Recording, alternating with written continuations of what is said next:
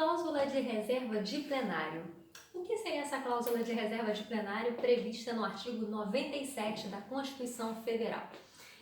A cláusula de reserva de plenário ela é específica do controle difuso de constitucionalidade. Vamos lá. No primeiro grau, qualquer juiz pode declarar a inconstitucionalidade de uma norma perante o caso concreto. Já quando o caso, digamos que uma determinada foi julgada inconstitucional. E aí, inconformado, o autor recorre e vai para o segundo grau. No segundo grau, gente, não é qualquer desembargador que pode declarar a inconstitucionalidade de uma determinada lei ou ato normativo. O que acontece quando chega no segundo grau é que é necessário que aquele processo seja encaminhado para o pleno ou plenário daquele órgão, daquele tribunal. Porque, turma, sessão, nenhum órgão fracionário pode declarar inconstitucionalidade em sede de controle difuso, O controle difuso é aquele inter partes, que tem um efeito apenas para as partes do processo e acontece diante de um caso concreto. Então vamos lá. O primeiro ponto que eu quero destacar, o que seria pleno, plenário, órgão especial, enfim. O plenário nesse plenário, o que há nesse órgão? Esse é um órgão colegiado em que as câmaras são representadas por julgadores naquele determinado órgão.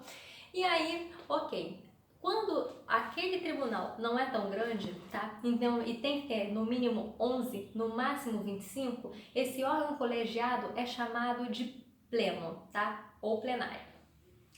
No caso desse órgão ter mais de 25 julgadores, esse órgão se chamará órgão especial. Então, plenário e órgão especial é a mesma coisa, com a diferença de que o plenário tenha entre 11 e 25 e órgão especial acima de 25 julgadores.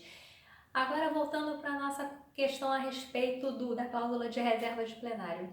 No caso da cláusula de reserva de plenário, o que vai acontecer é o seguinte: quando o processo chega no segundo grau, aquele desembargador ele não pode afastar a incidência daquela norma por entender que é inconstitucional e também não pode declarar que a norma é inconstitucional. Ele obrigatoriamente tem que remeter o processo para o plenário ou órgão especial, A isso se chama cisão funcional de competência. Caberá ao órgão especial ou ao pleno avaliar a constitucionalidade ou não daquela norma. Por fim, ao órgão fracionário, a Câmara Civil, por exemplo, julgar o processo, se procedente ou não.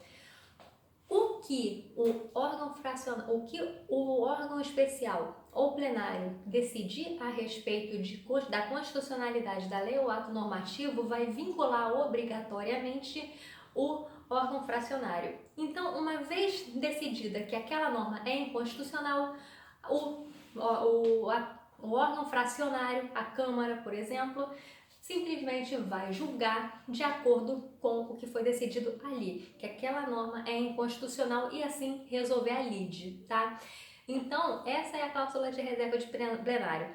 Não cabe a uma turma, a órgão fracionário qualquer, uma Câmara, afastar a constitucionalidade de uma determinada norma. Se a decisão é pela inconstitucionalidade, está lá, por exemplo, o desembargador achando que é inconstitucional, ele obrigatoriamente tem que remeter ao plenário ou órgão especial, E o STF tem uma súmula vinculante, que é a súmula vinculante 10, que entende o seguinte: não cabe ao órgão fracionário que, ciente de que não pode declarar inconstitucionalidade de lei ou ato normativo, simplesmente afastar a incidência da norma. Isso equivale à declaração de inconstitucionalidade. Uma vez que o órgão fracionário entende que a norma é inconstitucional, prefere não enviar para o plenário, para o órgão especial, simplesmente afasta a incidência. Nesse caso, ele vai estar violando súmula vinculante, a súmula vinculante 10, do STF.